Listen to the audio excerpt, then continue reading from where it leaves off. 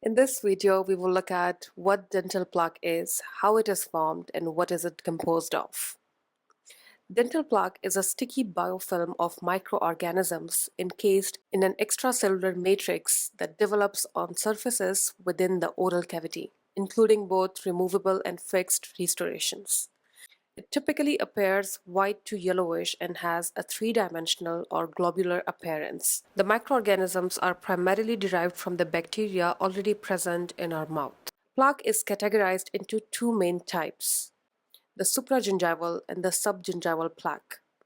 Supragingival plaque forms above the gingival margin, while subgingival plaque occurs below it.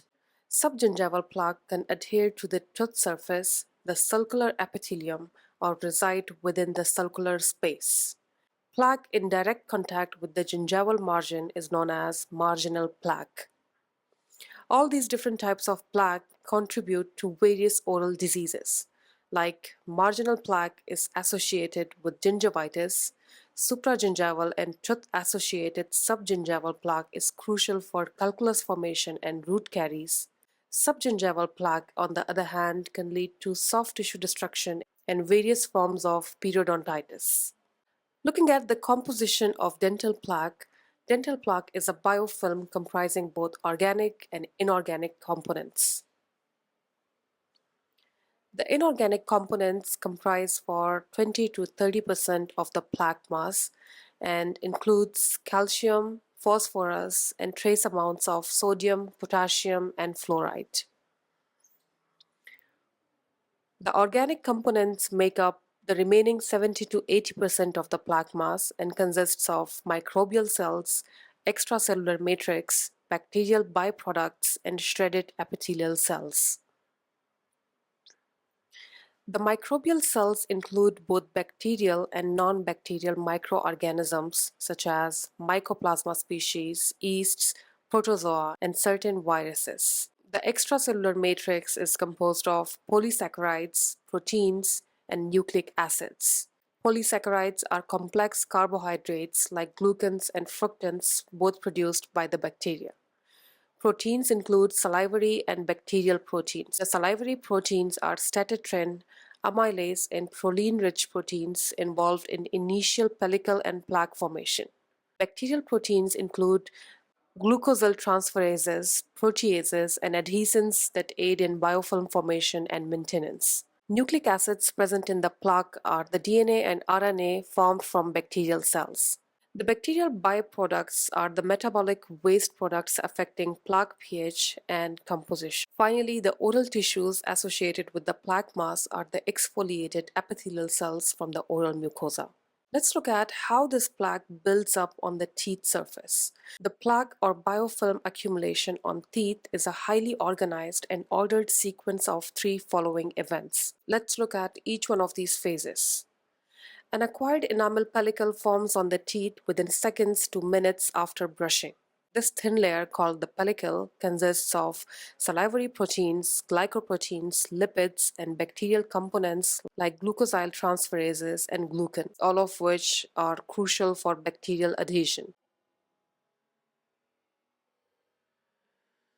Bacteria cannot adhere to clean enamel directly. Hence, the pellicle provides the necessary substrate for bacterial attachment.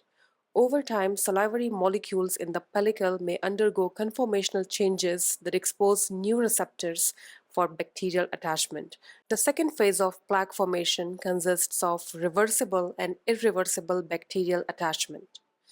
Initially, bacteria colonize the pellicle-coated tooth surface, forming reversible plaque. This type of plaque attachment is purely physical and can be easily removed with brushing and flossing.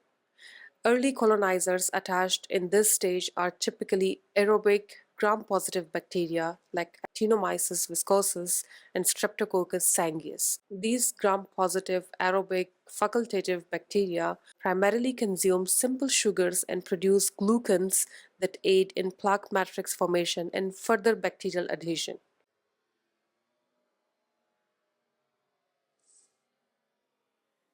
As bacteria proliferate, they produce adhesins that shift interactions from weak physicochemical forces to irreversible attachment.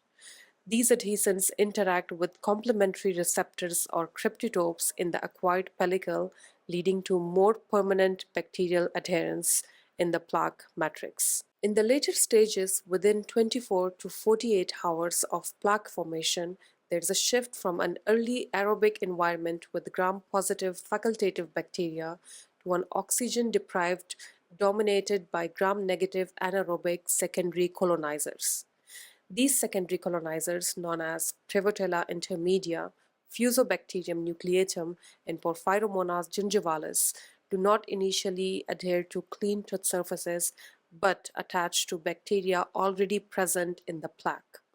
Secondary colonizers use amino acids and small peptides for energy and interact with primary colonizers to form co-aggregates, often creating corn cob-like structures.